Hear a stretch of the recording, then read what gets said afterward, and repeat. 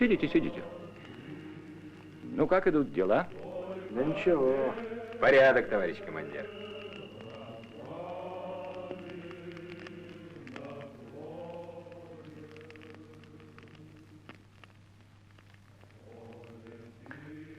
А к чему бы это оживление на железной дороге? И очень большое, товарищ полковник. Все в этом направлении. Эшелон за эшелоном. Танки, орудия. И все в сторону Орла и Белгорода. В общем, у нас все готово. А вы уверены в этих людях?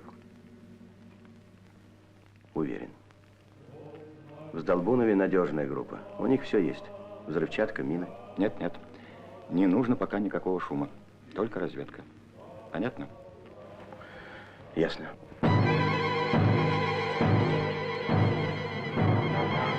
Советская разведка приносила первые, пока еще обрывочные сведения о готовящемся наступлении немцев где-то в районе Курска. Танковые, моторизованные дивизии стремительно стягивались в этот район. Еще никто не знал, как развернутся события. В тылу врага за 1000 километров от фронта все шло своим чередом.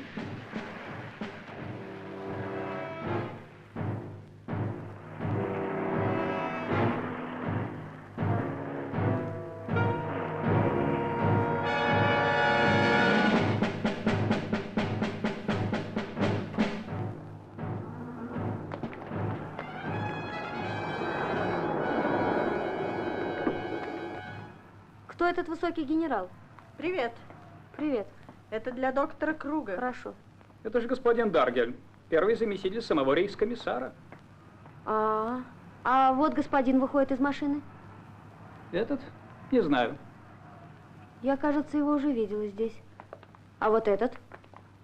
Это доктор Функ, верховный судья Украины.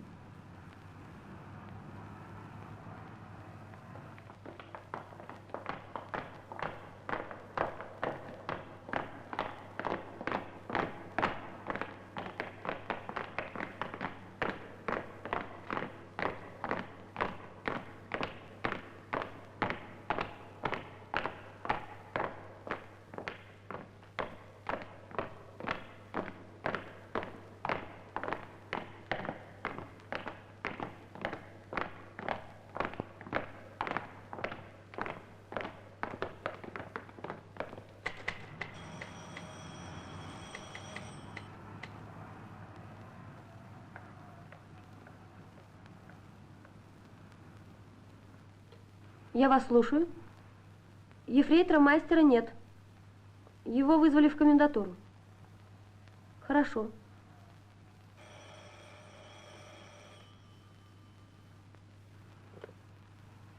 Да. Я слушаю. Все документы уже подготовлены. Сейчас.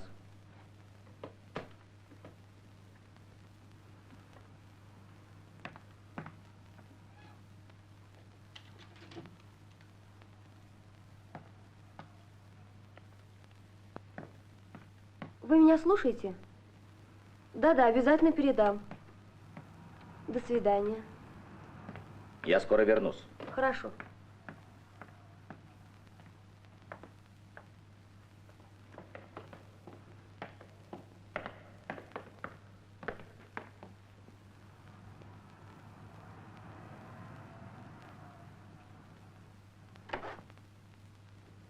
Здравствуйте, фрейлин. Здравствуйте. А что, ефрейтор Майстер уже ушел?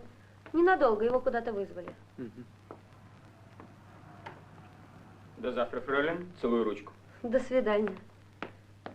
О, вы пользуетесь успехом. А я думал, что вы здесь скучаете. Нет, не скучаю. Жаль, очень жаль. Я хотел предложить вам приятную прогулку. Спасибо, я занята. А кроме того, у меня есть жених. Ах, да, этот симпатичный офицер. Я видел вас вместе однажды. Он был ранен на фронте. Да. Ну и как он себя чувствует? Спасибо, хорошо. И, конечно, ваш жених будет ждать вас, чтобы проводить после работы. Нет, он в командировке. О, значит, я могу вас проводить сегодня. Благодарю вас, я занята. Занят. Очень симпатичный у вас жених. Простите, я не знаю его имени. Обер-лейтенант Пауль Зиберт. Зиберт. Надеюсь, я не показался вам слишком навязчивым. Буду очень рад познакомиться при случае с вашим женихом.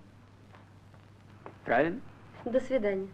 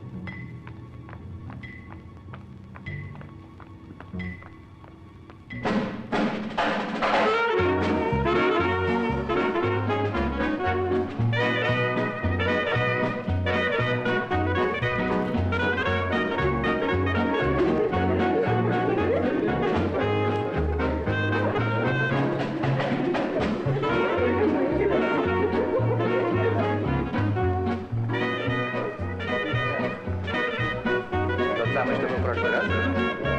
Открывай дверь, смотри. Тебе особо. Словом... Пауль!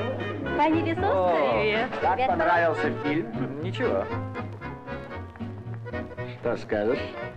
Ты можешь надо мной смеяться, но она мне нравится все больше. Почему вы не смотрели фильм, вдруг вышли из зала? Старье, где ты вообще пропадаешь? Невразумительный ответ. Вы слышали о Функе?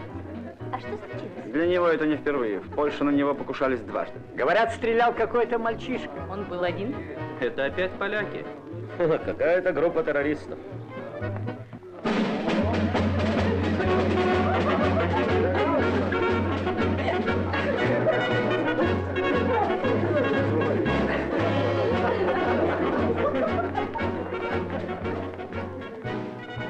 Кто это? Дивизия Райха.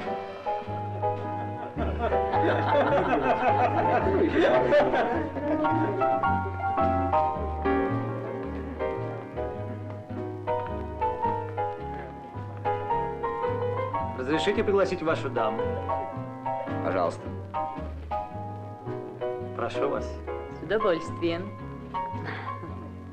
Смотри, этому парню будет что показать, когда он вернется домой. Да, если он не сгорит в своем танке. Такие не горят. Все горят, Пауль, а такие чаще других. Послушай, Гердрих, ты помнишь майора? Его фамилия Гетль. Да, помню, а что? Он стал ухаживать за моей Валентиной. Это за ним водится. А ты ревнив? Ну, в общем, да. Это чувство мне не знакомо. Хотя Геттелю я, конечно, не уступил бы. Он не пьющий. К таким людям я отношусь с недоверием. Ты скажи своей Валентине, чтобы она держалась от него подальше. Я встречал этого парня на принц Альберштрассе в доме Гиммлера. Все это, конечно, ерунда, если бы он не был таким дерьмом.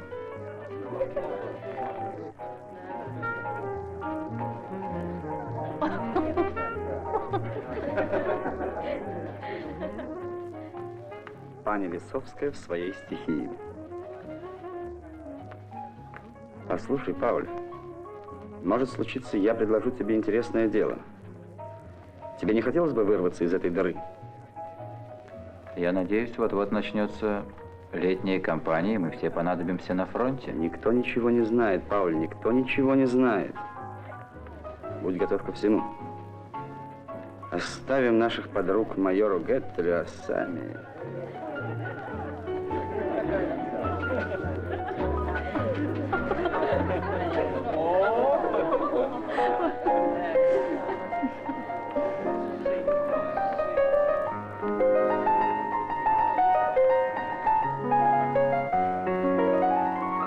Познакомьтесь, мой друг Вилли Вильбах. Очень приятно. А это Ганс. Ганс Кнот. Очень рад. Да, но мне так ничего и не сказали. Потом. Вы тоже Ну, уезжаете? нет, мы еще пробудем 2 дня.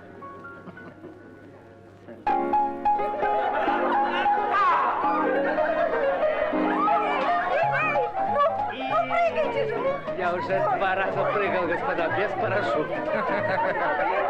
Он уже на взводе, ему все равно. Мы с вами можем провести здесь несколько веселых вечеров. К сожалению, нас послезавтра отправляют. Как мне все надоело, Пауль. Мне очень надоела война. А вам? Мне тоже. Я бы дорого сейчас дал, чтобы оказаться дома. Хотя мне некуда торопиться. Отец умер прошлой зимой, оставил одни долги. Я согласен работать даже грузчиком. Пауль,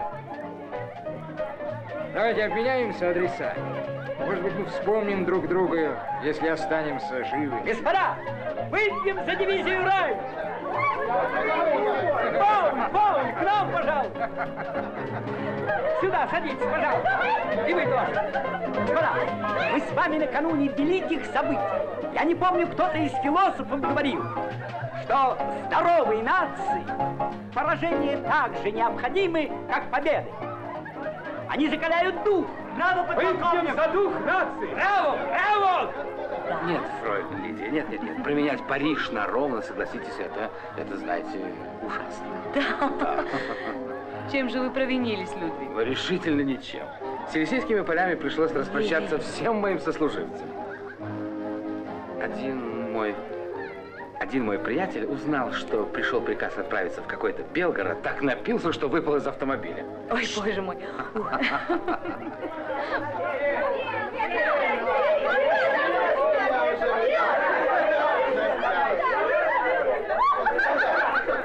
Господа, я хочу выпить за новое оружие, которое приготовил для нас фюрер.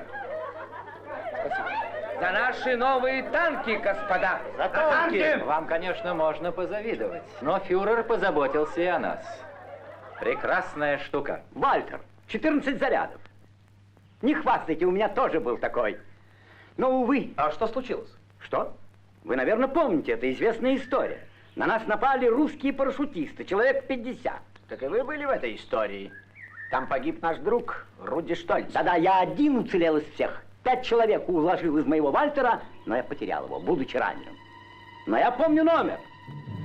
46 710. У вас чудесная память, подполковник.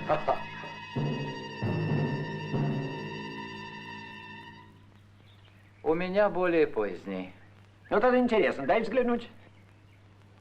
Генрих, когда тебя отправят на фронт, я его тебе подарю. За любопытство по носу случайно.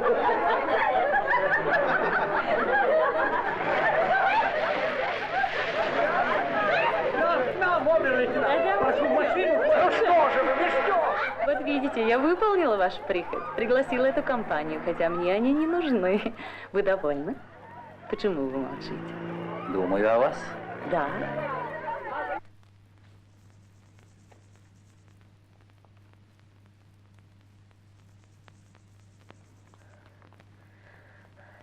Я не опоздала? Ничего. Отвернись. Что-нибудь передать? Не надо. Сам поскорее возвращайся. До встречи!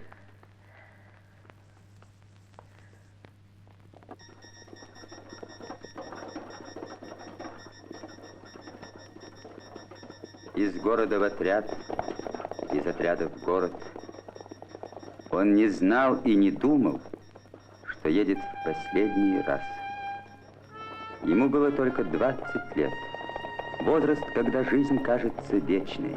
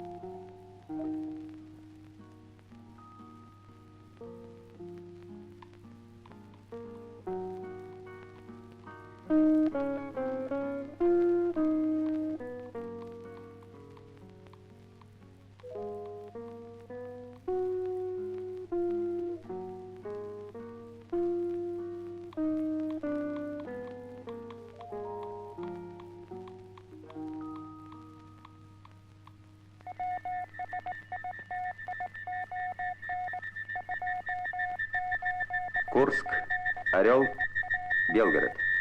Район установлен точно. Из Германии танковые дивизии Адольф Гитлер, Райх, Мертвая голова. Из Франции моторизованные дивизии Великая Германия. Из-под Ленинграда Великий Луг в том же направлении. 172-я, 210-я, 94-я. Из Норвегии армейский корпус Дитмайера.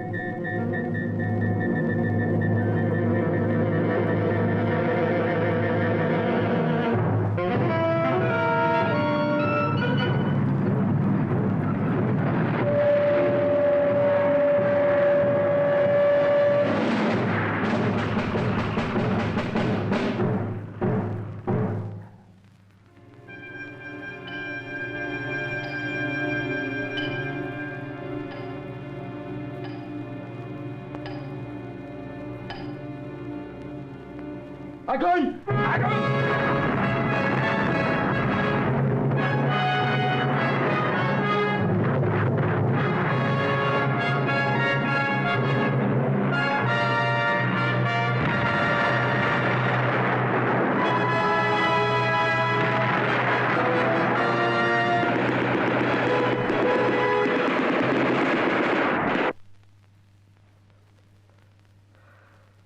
Обычно все это происходит в одно и то же время. Он выходит из парикмахерской без 5:09. Это самый подходящий момент и, возможно, единственный. Многократные проверки показали, что Функ утром почти всегда идет из парикмахерской в суд один, без личной охраны.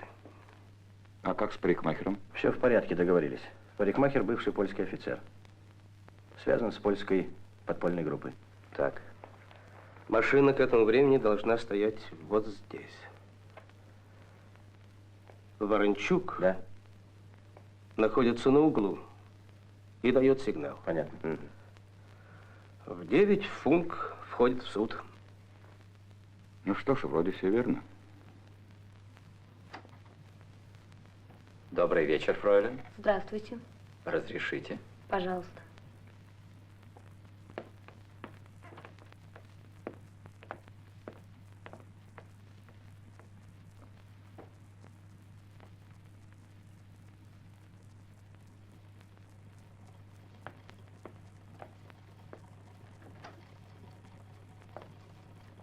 У вас ничего не изменилось. Все осталось по-старому. Разрешите присесть? Благодарю вас.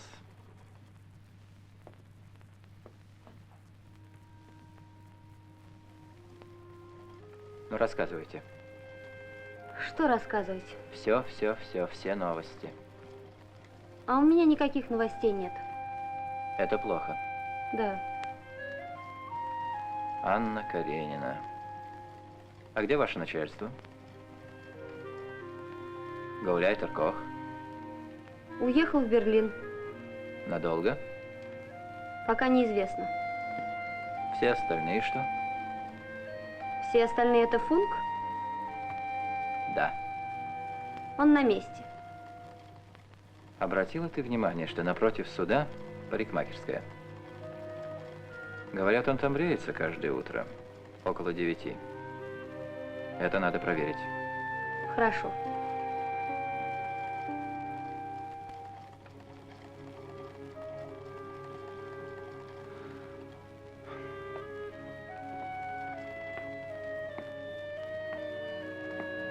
Да, между прочим. Если со мной что-нибудь случится, тебе сразу надо исчезнуть из города. Мало ли.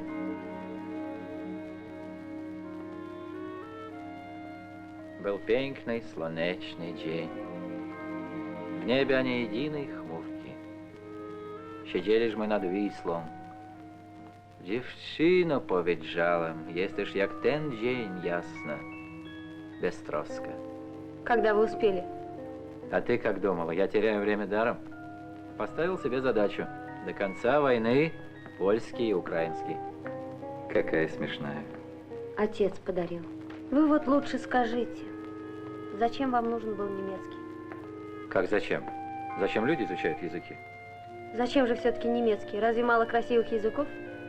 Или вы готовились к войне? Нет, не готовился. Просто на заводе у нас на Уралмаш когда-то были немецкие специалисты, а у меня оказалась память на языки. Чуть что, все бегут ко мне. Там, кстати, были хорошие ребята. Кто? Немцы.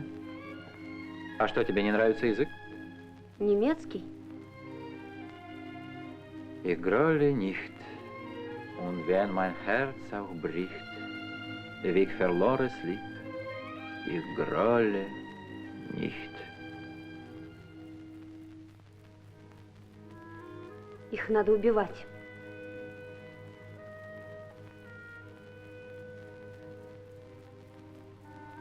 Что вы на меня так смотрите? Нет, нет, ничего. У тебя не найдется чего-нибудь поесть? Да, сейчас.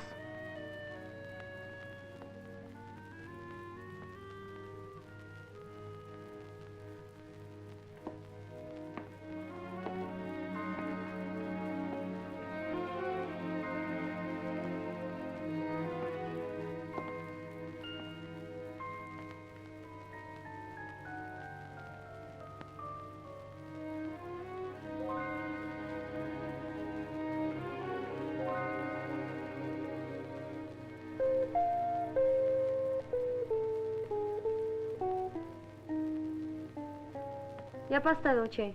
Спасибо. Смотри, получается. А? У меня был приятель, он эти штуки здорово делал. Ну, что? Похоже на курицу? Не очень.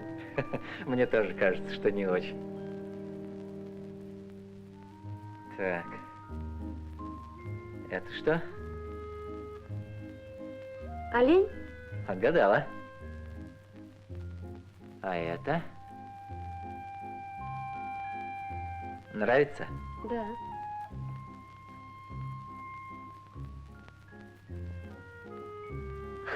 Это что, козленок? Ну, может быть. А теперь смотри.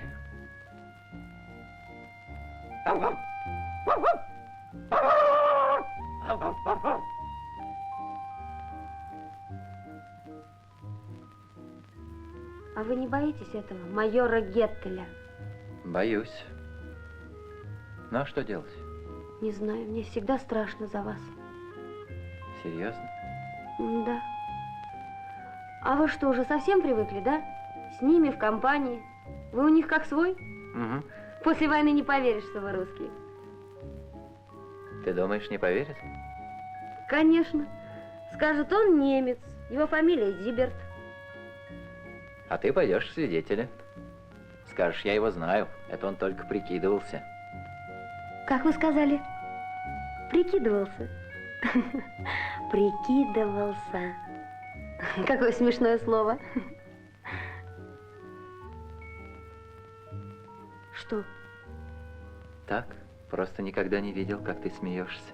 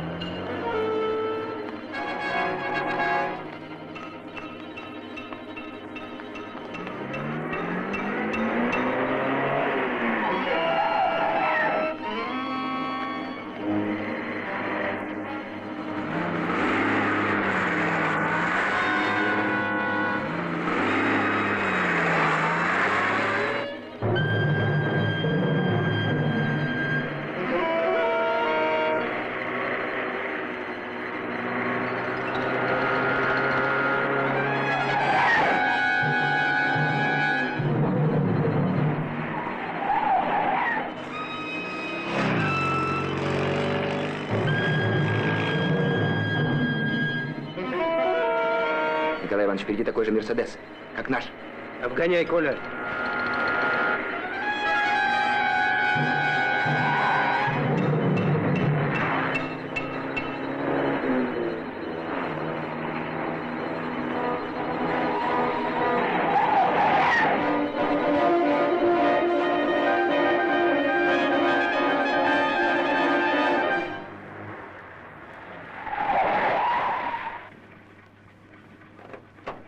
Ваши документы? У нас только что проверяли. Извините, обер-лейтенант, но сегодня на каждом шагу будет проверка. Мы ловим бандитов, одетых в немецкую форму. Прошу. Благодарю.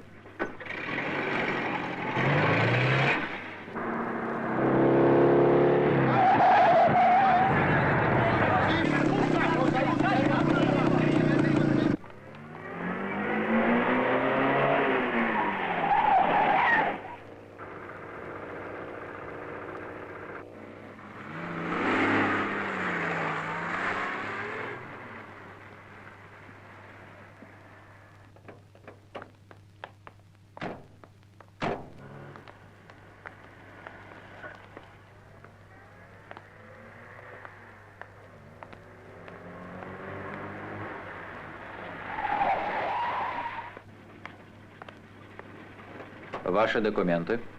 В чем дело? Этот район отцеплен. Документы.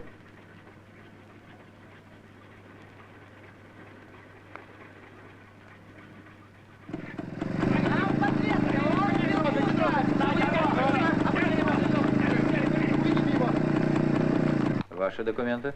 Господин обер-лейтенант, у меня уже проверяли 3 раза. Извините, господа. Сегодня будет на каждом шагу проверка. В этом районе совершено серьезное преступление. Кончайте, обер-лейтенант. Преступник задержан. Нам известно, что ваш муж погиб под Варшавой, сражаясь против нас. Но это печальное обстоятельство не повлияло на ваши симпатии к Германии. И к ее офицерам, не так ли? Это несколько облегчает наш разговор. Хочу предупредить, он должен остаться между нами. О, да, разумеется. Речь пойдет об одном вашем знакомом. И, насколько мне известно, к нему вы относитесь лучше, чем к другим. Да? Кто же это? Я имею в виду обер-лейтенанта Зиберта. Да, кстати, что-то в последнее время я его нигде не встречал. Он бывает у вас? Ой, я не хочу вторгаться в область ваших интимных отношений. Еще раз хочу вас предупредить, разговор конфиденциальный. Если о нем кто-нибудь узнает, у вас могут быть неприятности. Я это уже слышала.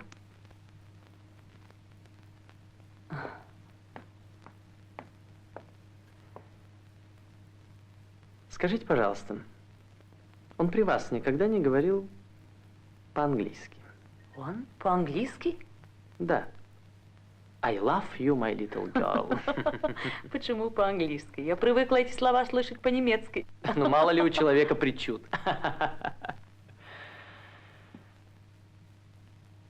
Прошу вас, если вы все же что-нибудь вспомните, сообщите мне.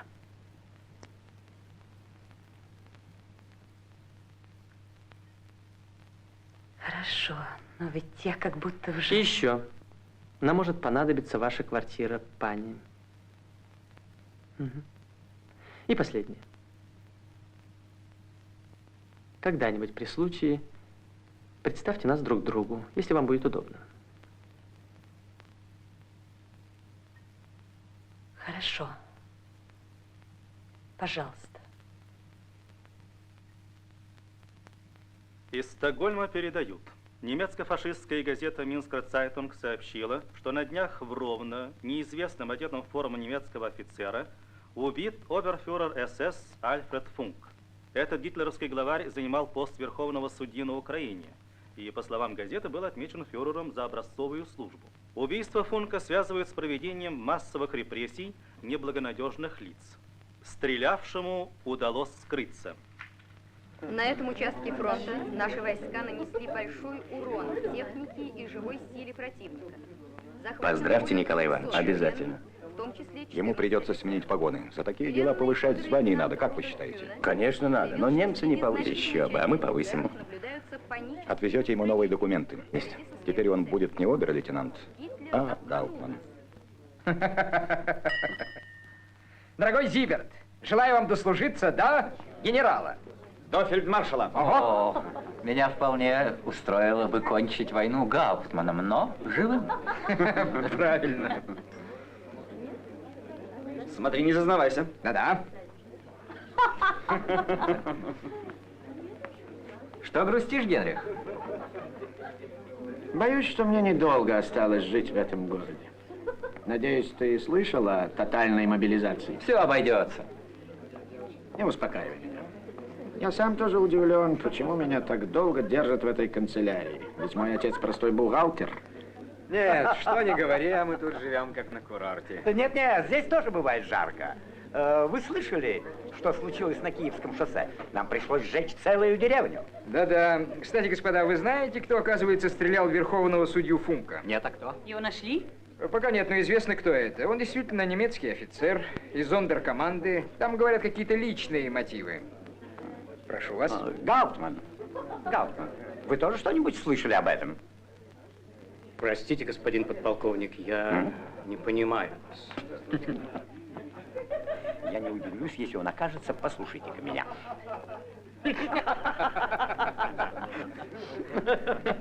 Я слышал, его перевели куда-то на север, но это неспроста, старику уже за 50. Это не имеет никакого значения. Воевать будут все. Да.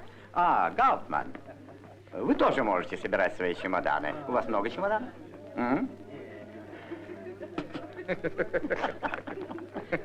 Ну, хватит его разыгрывать. Я говорю, что не удивлюсь, если окажется, что Функа стрелял наш Гауптман. На войне все бывает. Господа, не будем говорить о войне. Да, правильно, не будем. Господа, не будем говорить о войне. Смотрите, наши дамы загрустили. Это дурной признак. Да. Выпьем, давайте выпьем. Кто выпьет со мной? Я выпью с вами. Вы? Да, я. Налейте мне. Пожалуйста. А за что же мы выпьем? Не знаю, скажите. Выпьем за будущее. Нет. Я стараюсь не думать о будущем. Напрасно. Я бы на вашем месте... Что? Если бы я был так молод, как вы, я бы, наверное, все время думал о будущем.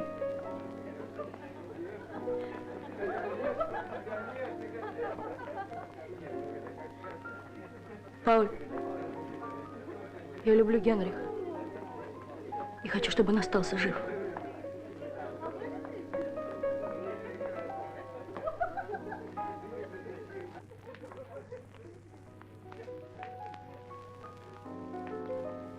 Будем откровенны, Пауль. Ты что-нибудь знаешь о моей зуболечебнице? С некоторых пор я стал догадываться, что ты, в общем, мало похож на врача. Смотри-ка, ты наблюдателен. И, по-моему, очень неплохо устраиваешься в жизни. Заслужил репутацию фронтовика, сам работаешь в Wirtschaftskommando. Ты любишь деньги. Ты не ошибся, Герти. Ну так вот, я предлагаю тебе работу. Привет, господину Гауптману. Хо-хо, привет. Какую? Я скоро уезжаю. Поедем со мной? Но я нахожусь на военной службе. Не будь наивным, Пауль. Ты прекрасно знаешь, о чем идет речь. Видишь ли, Ортель, я строевой офицер. И твое ремесло у нас не в почете. Что ты знаешь о моем ремесле? Могу тебе сказать, что в наших печальных делах под Курском немалую роль сыграла разведка. Их разведка. Ты понимаешь, о чем я говорю? Из меня вряд ли получится то, что тебе нужно. А ничего особенного и не нужно. Ну что вы играете, как на похоронах? Давайте веселее, я танцевать хочу!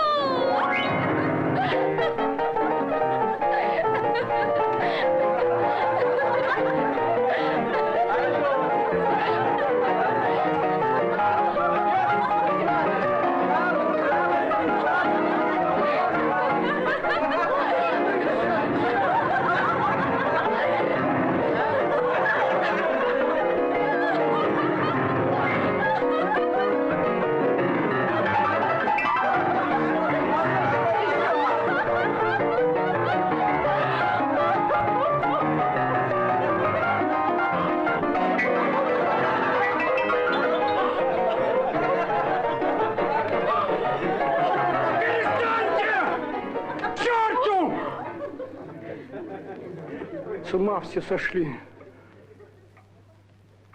Как вы можете? У меня сын под Курском погиб.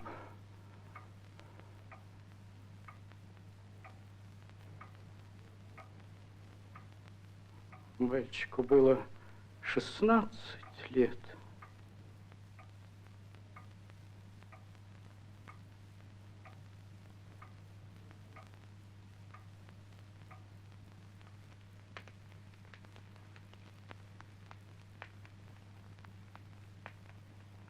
Пауль, вы спите? Нет. Если хотите, можете прилечь. По-моему, вам сегодня было совсем не весело. Почему вы так решили? Так, я вижу.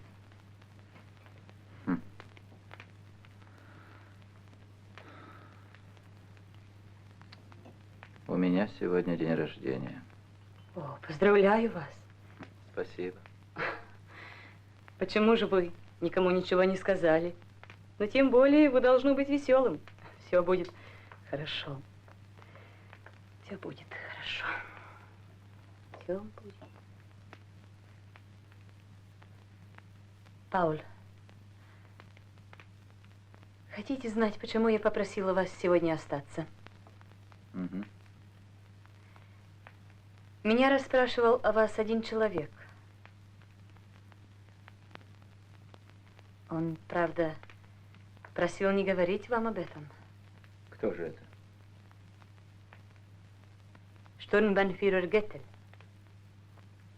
Он даже хочет с вами познакомиться. Я буду очень рад.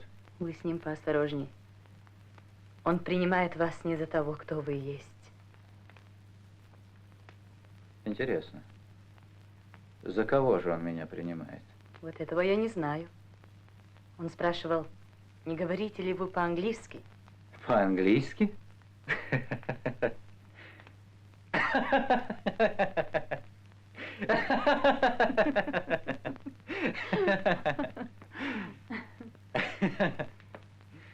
Что это ему взбрело в голову?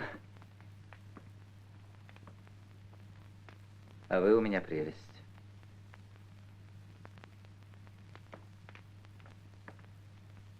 Пауль.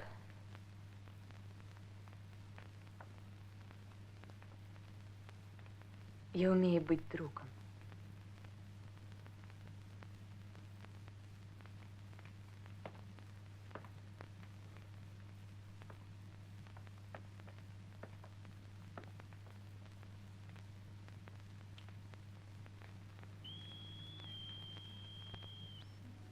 Это русская станция.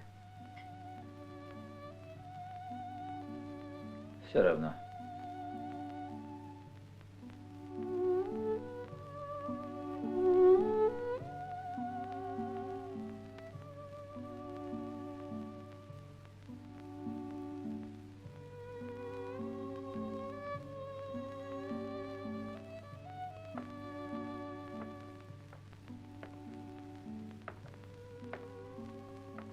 Вам не бывает грустно в день рождения? Иногда. А мне почему-то всегда грустно в этот день. Я помню, когда-то мы собирались в этой квартире. Мой муж, его друзья, мои подруги. Было много вина, музыка. А я сидела вон там в углу и думала, что жизнь проходит зря. А я всегда думал, что жизнь еще не начиналась. Я ведь еще ничего не сделал. А что бы вы хотели сделать? О, многое.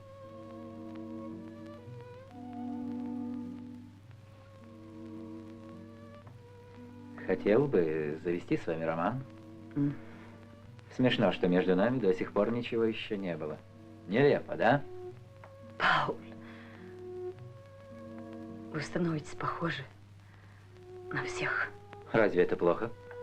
Не надо.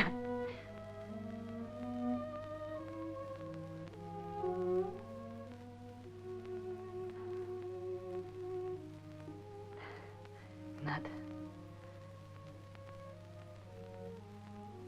Ведь вам не до меня. Вы не похожи на человека, который добивается любви силой. Интересно. Почему же я не похож? Нет, конечно. Вы, немцы, берете нас за кусок хлеба. За то, что не пошлете в Германию.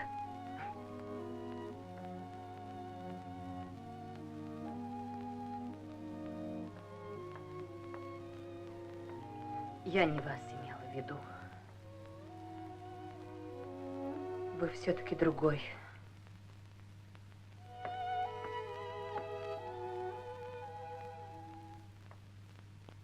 Я такой же, как все.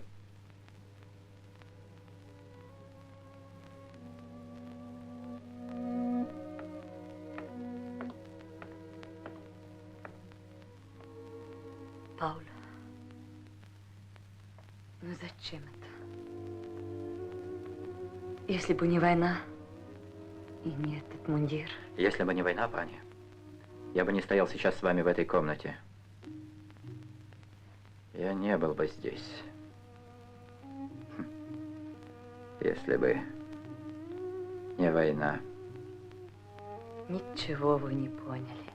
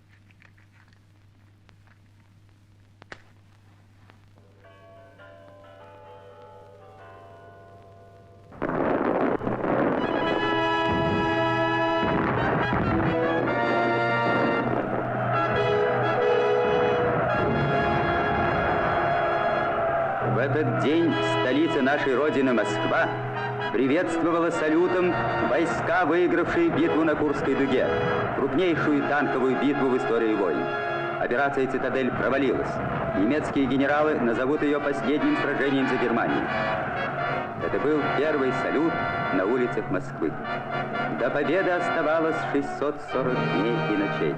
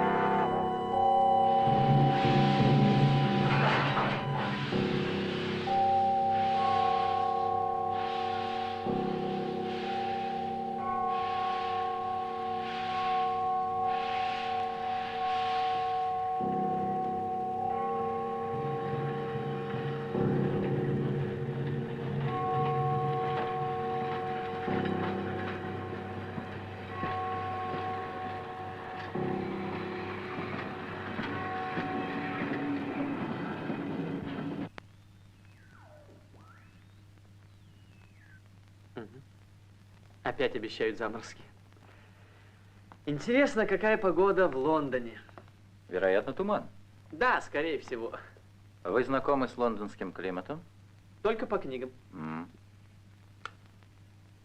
А где вы окончили офицерское училище? Это что, допрос? Что вы, простое любопытство. В Кёнигсберге. Я думаю, что это произошло в другом месте. Но это не самое главное. А вы знаете, Intelligence Service неплохо работает. Возможно. Скажу вам откровенно, мне приходилось иметь дело с англичанами. Они работают лучше других. То есть профессиональнее? Если хотите, да. Но вы бы им не подошли. Вы открыто бросаетесь деньгами, мой дорогой, надо быть скромнее. Уезжаете во Львов, а там-то вас и не оказывается. Не говоря уже обо всем прочем. О, пани! Вот, пожалуйста, вам кофе. Благодарю вас.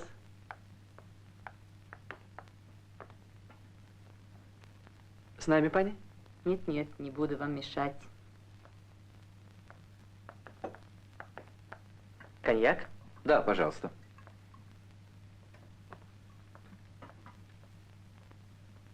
За наше знакомство? С удовольствием. Вы же не пьете. О, оказывается, мы неплохо знаем друг друга. Итак, за что? За ваши новые погоны, Гауптман. Благодарю. Просит.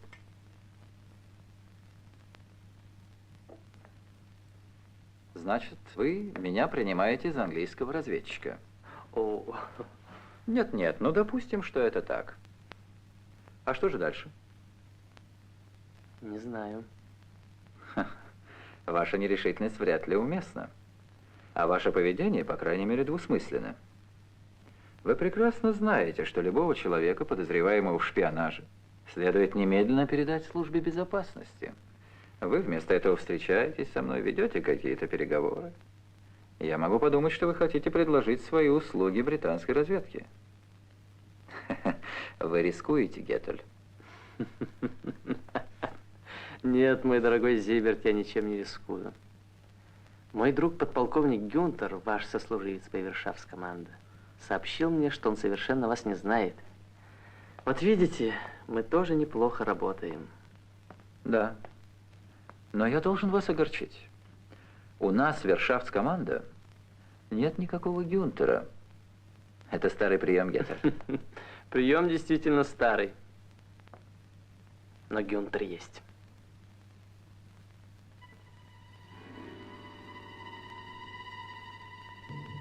Да. Так что же дальше все-таки? Давайте подумаем вместе.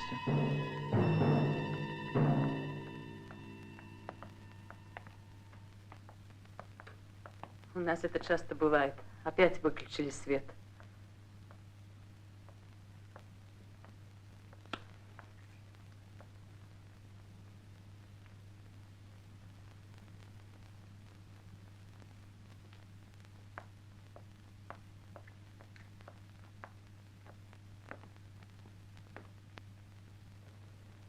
У вас есть выход. Вы можете сейчас попытаться арестовать меня. И в случае успеха вам гарантировано повышение по службе. Это, конечно, заманчиво. Но я должен вас предупредить. Это не так легко. И совсем не безопасно. Я вооружен. Есть и другой вариант. Моему ведомству могут быть полезны услуги английской разведки. Но английская разведка, в свою очередь, может заинтересоваться вами. А ведь вам известно, они платят неплохо. Война подходит к концу, и, может быть, имеет смысл подумать о будущем. Но, разумеется, от вас потребуются определенные гарантии. А разве недостаточно, что мы с вами здесь, а не в гестапо на Почтовой 24? Да, пожалуй. Могу ли я иметь гарантии? Ну, разумеется. Хорошо. Вы остаетесь здесь? Да. До свидания, Кауфман. До свидания.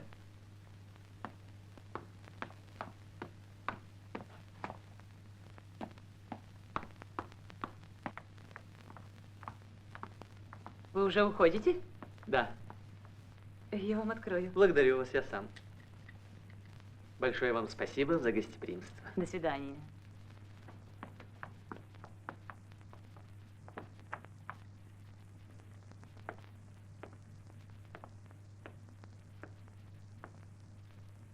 Пауль? Вы даже не пили кофе? Хотите, я вам его согрею? Спасибо, не нужно.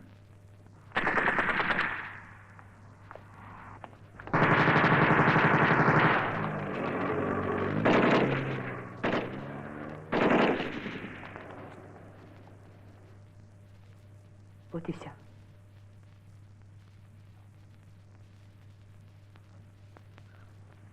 Ну и вечер сегодня. Впечатлений хоть отбавляй. Вы останетесь? Очень жаль, но нам придется с вами проститься. Вы уезжаете? Да, собираюсь. Но вы вернетесь? Да. Вы можете рассчитывать на мою квартиру. Если вам захочется зайти отдохнуть, вы знаете, где у меня ключ. Да, я заметил. Если что, вы можете оставить записку. Вот Вот здесь.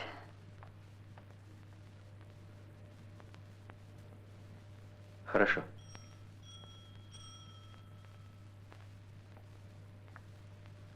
Откройте.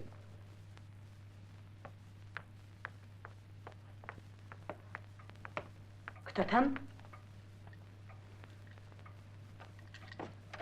Ну, как?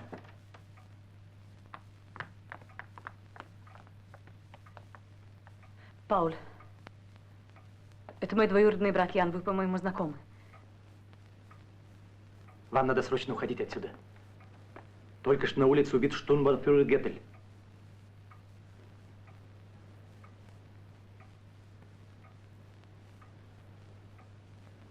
Вот его документы.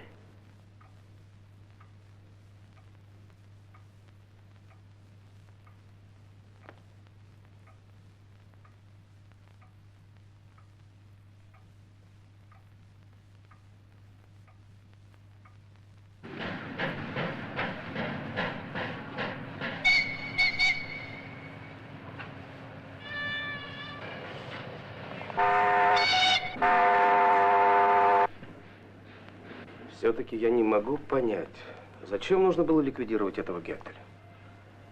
Почему вы не посоветовались с нами? Вы считали, что он опасен? Все равно не стоило пороть горячку. Был такой интересный вариант. Да поймите вы, я тут ни при чем. Они со мной не договаривались. Этого Каминского я видел один раз у Лисовской. Но вы знали, что поляки за ним охотятся? Охотятся за Гетелем? Да. Понятия не имел. По-моему, они просто хотели выручить меня. То есть, как это выручить? Вы что, раскрылись? Нет, разумеется. Я для них немец, но они просто считают, что есть разные немцы. Так. От Лисовской я тут же ушел. Так вот, Николай Иванович, прошу вас больше там не появляться. Хорошо. Напрасно они уничтожили Гетеля. А этого Каминского нужно разыскать и привести в отряд. Так. Что у вас с Ортелем? Куда он собирается ехать? Не знаю. Опять разговор о персидских коврах. Вы соглашаетесь, что бы он ни предлагал. Если он собирается вас взять с собой, нам это на руку. А что там за персидские ковры? Обещал привезти Лисовской. Ну, пусть едет куда хочет. Главное знать, куда. А уж мы его встретим. Вот, пожалуйста, возьмите. Постарайтесь покрупнее. Только не так, как с Гетелем. Ортель нам нужен живой. Ну, желаю удачи. Спасибо.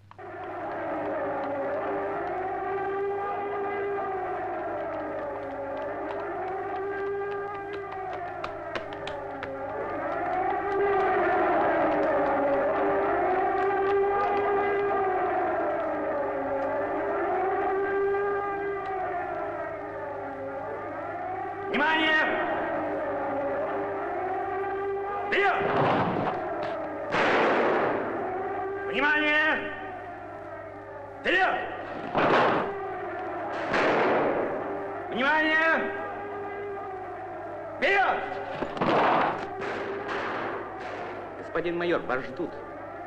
Продолжайте. Внимание! Вперед! Только ничего не удивляйся. Здравствуй, Пауль. Здравствуй. Ну, как ты едешь со мной или нет? Я все время думаю об этом. У каждого человека в жизни бывает один шанс. Обыкновенно человек пропускает его. Короче, ты хочешь, чтобы я сегодня тебя убедил? Началось. Учение прекратить! Всем в убежище! Господин майор? Оставьте нас. Слушаюсь. Я человек везучий, переждем здесь. Итак, я слушаю тебя. Я хочу быть уверенным, что это действительно серьезное и солидное дело. Все ясно, ты деловой человек. Ты готов рискнуть жизнью за фюрера, но при этом хочешь знать, что ты за это будешь иметь. Я говорю с тобой серьезно, Гертрих. Я тоже не шучу. Мы едем на самый ответственный участок этой войны. Тебя это устраивает? Фюрер ждет от нас подвига, и, возможно, именно мы. Да-да, ты и я изменим ход войны. Такие случаи в истории бывали. Мы уже слишком много натворили. Нам остается только одно — натворить еще больше.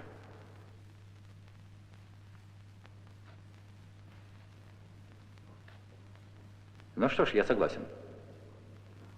Я солдат. Если надо опуститься на парашюте где-нибудь в тылу у русских, я готов. Зачем же парашют? Он может просто не раскрыться.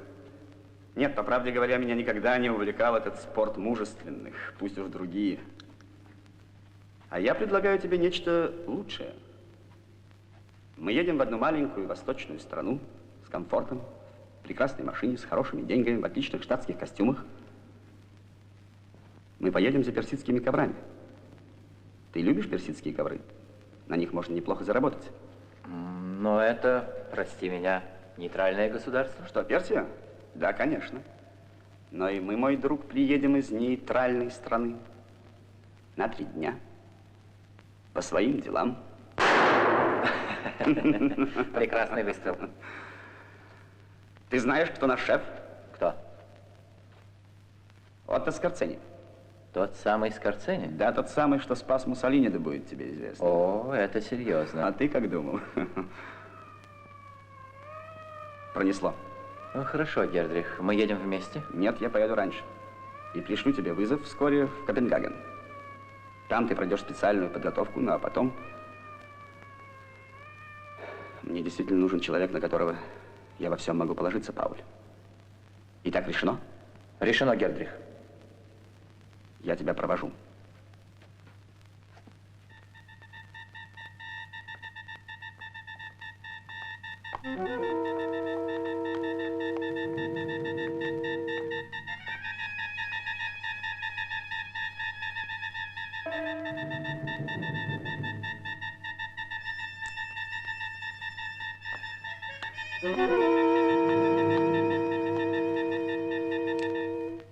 Ну что же, неплохо. Это касается пункта Z. Несомненно, речь идет о секретной операции на территории Ирана. Это касается Тегеранской конференции. Да, судя по всему, немцам уже известно об этом. Сообщите всем товарищам, соберемся у меня в 14:00. Слушаюсь. Фамилия-то молодцы.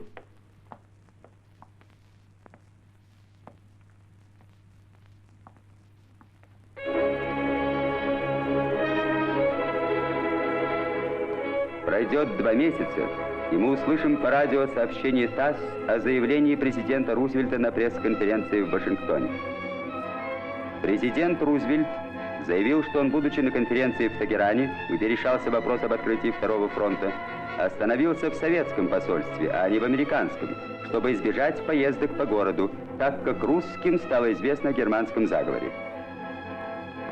Для немцев было бы выгодным делом, заявил Рузвельт, если бы они могли разделаться с маршалом Сталиным, Черчиллем и со мною.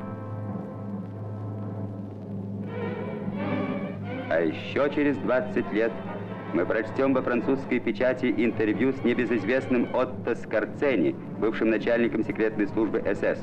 Его признание о том, как готовилась и как неожиданно провалилась акция в Тегеране.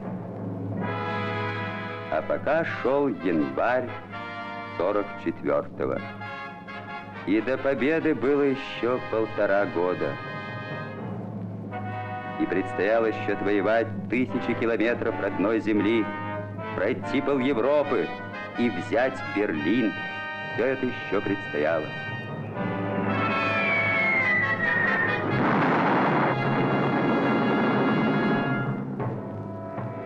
И найти в развалинах вот это сооружение.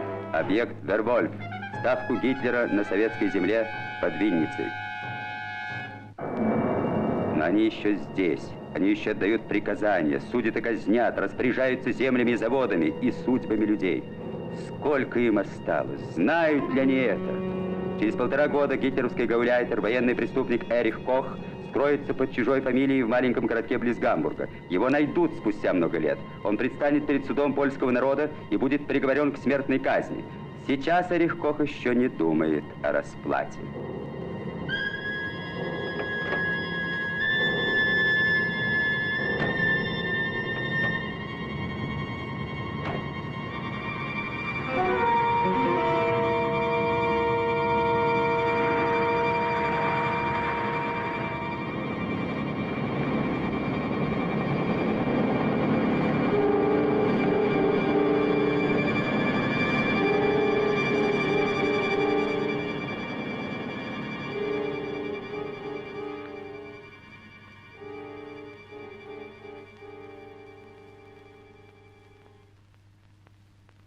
И вот оно наступило время, которого мы ждали все эти годы, о котором думали бессонными ночами.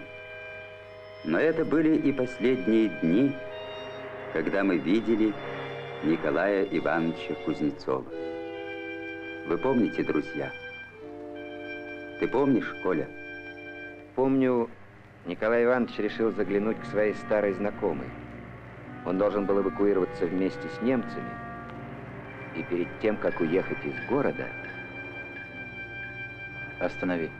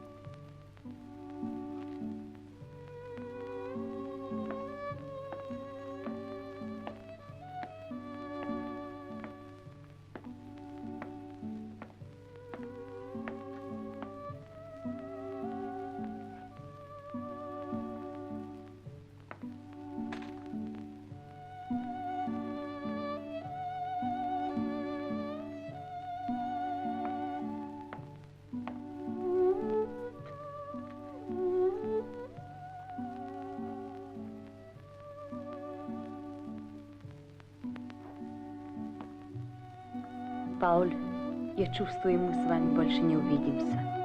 Последние дни все очень неспокойно. Ко мне приходили. Если я не ошибаюсь, и вы тот человек, каким мне кажетесь, то желаю вам добра и жизни. Прощайте.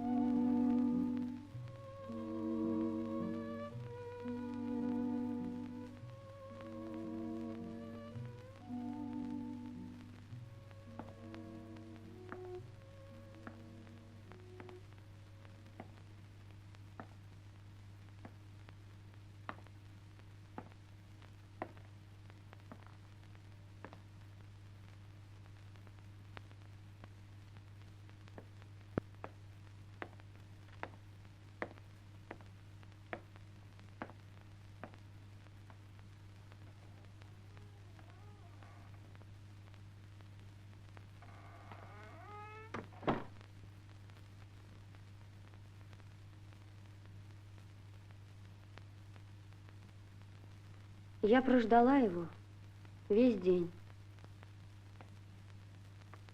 Он пришел только в 6 часу. Мы должны были вместе возвращаться в отряд.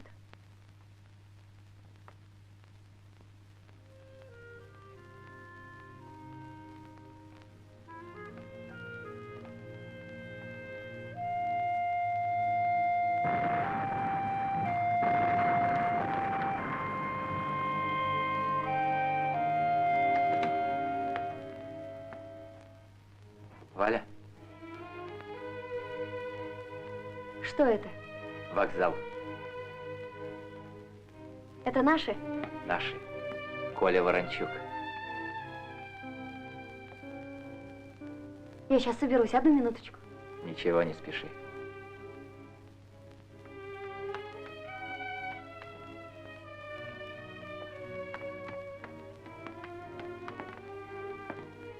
Ой, чуть не забыла. Это взять или пускай остается? Возьми. Ладно, она всегда со мной. Странно. Что странно? Я совсем не представляю вас. После войны. Какой вы будете? Обыкновенный. Придете на работу? Приду на работу, скажу: здравствуйте, товарищи. Ну а как вы придете? Как все, в костюме. У меня есть новый костюм.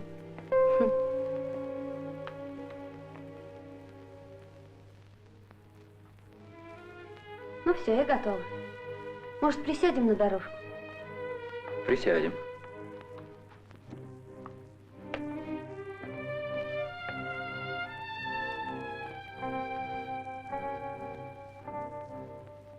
Да. Только знаешь, все изменилось. Тебе придется остаться. Как остаться? Так остаться. Ты поедешь с рейхскомиссариатом. Это приказ. Вас эвакуируют. Куда? Не знаю куда, кажется, в Кёнигсберг. А, вы? Я уезжаю. Сначала во Львов, потом в Польшу. В общем, пока не кончится.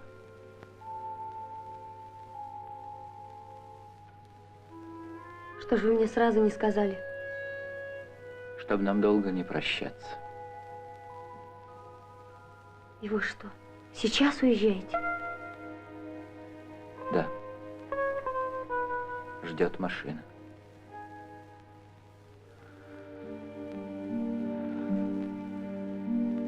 Когда же мы теперь увидимся? Наверное, уже после войны.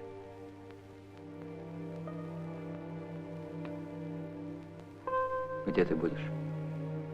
Не знаю. Я вернусь в этот город, буду ждать. Я не хочу, чтобы вы уходили. Мне кажется, если вы уйдете, мы больше никогда не увидимся.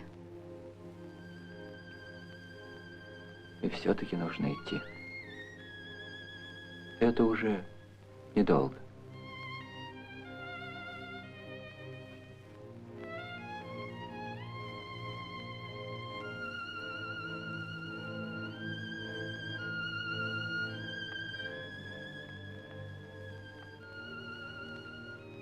Уходите.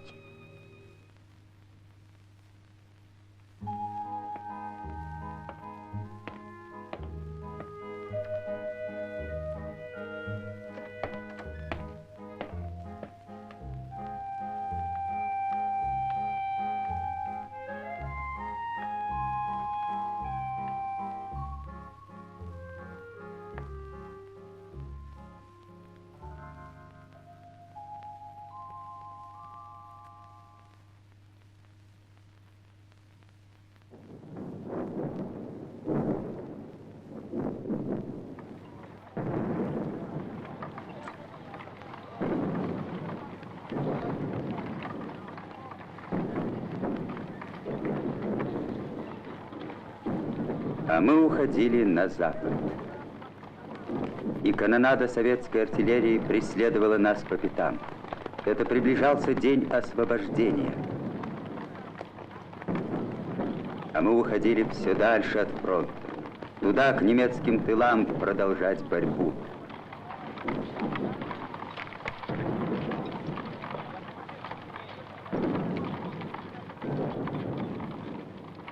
Назначить какой-нибудь определенный день. Допустим, такого-то числа каждый год в Москве. А почему в Москве? Встретимся здесь, в лесу, на нашем месте.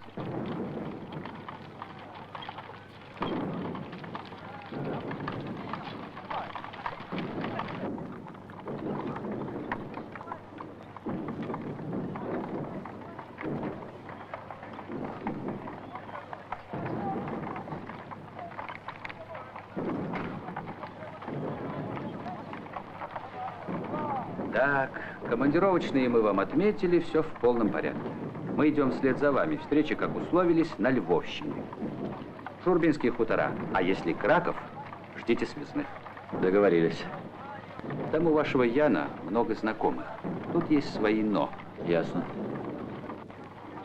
Ты уж не проявляй инициативу. А то снова, как с майором Геттелем.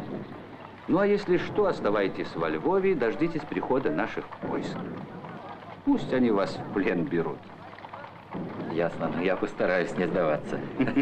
До самого Берлина. Ну, до встречи.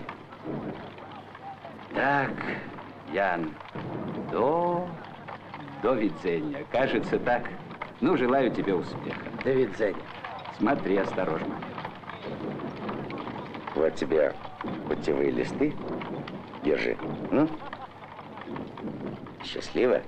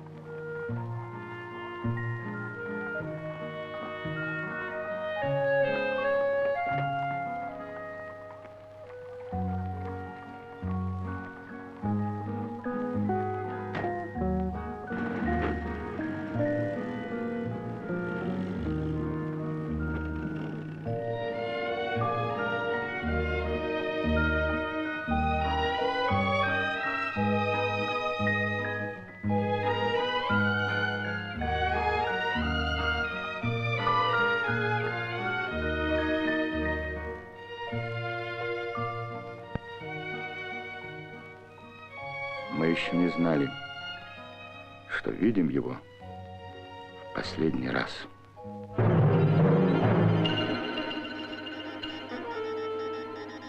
Будет Львов, и хаос немецкого отступления, и вице-губернатор Галиции, павший от руки неизвестного мстителя, и дороги, перекрытые фельджандармерией. Звание гауптман, возраст 32-34, рост высокий, волосы темно-русые, по-немецки говорит свободно, при аресте соблюдать особую осторожность. Alter 32 bis 34 Jahre. Hoch von Wuchs, braunes Haar, spricht fließend Deutsch mit preußischem Akzent. Bei seiner Festnahme ist besondere Vorsicht erforderlich. 34 Jahre, hoch von Wuchs, braunes Haar, 32 bis 34 Jahre, hoch von Wuchs, braunes Haar, spricht fließend Deutsch mit preußischem Akzent. Bei seiner Festnahme ist besondere Vorsicht erforderlich. 34 Jahre, Alter 32, 34 Jahre, braunes Haar.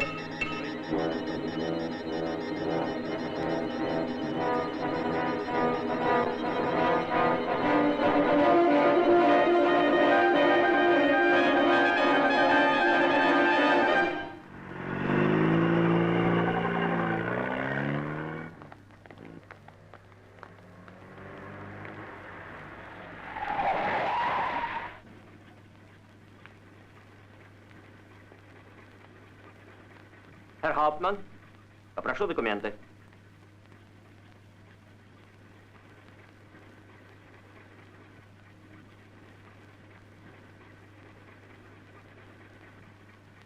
Вам придется подождать.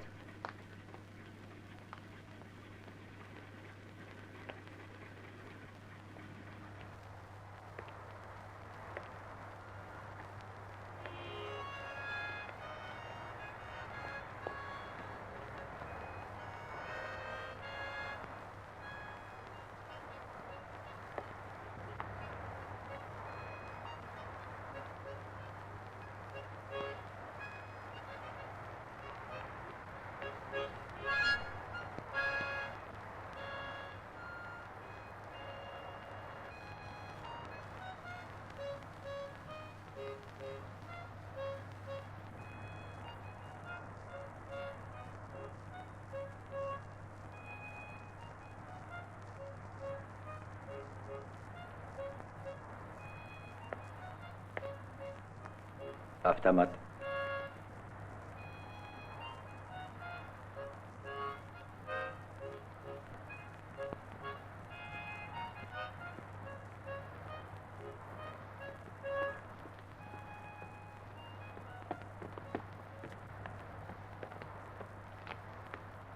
Это ваши документы? Так точно, мои. Вам придется немного подождать, господин Гаутман. Вот как. Очень досадно. Дорога закрыта. Поставьте свою машину. Куда? Вон там.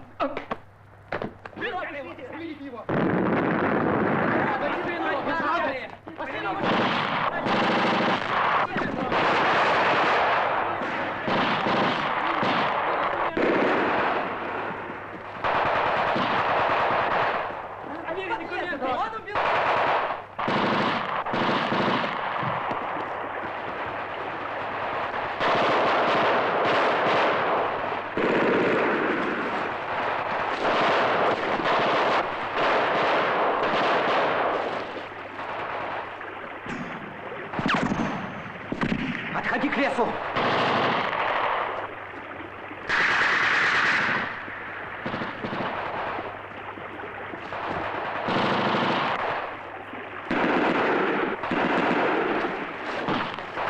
Ян! Я здесь!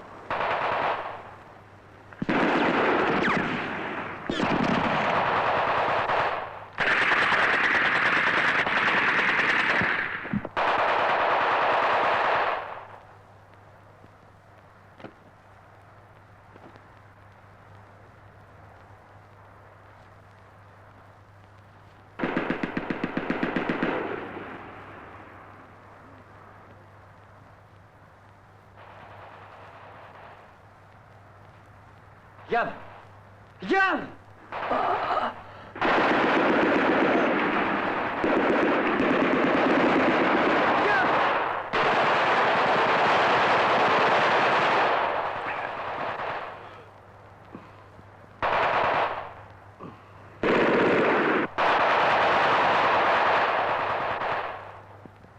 Николай Иванович!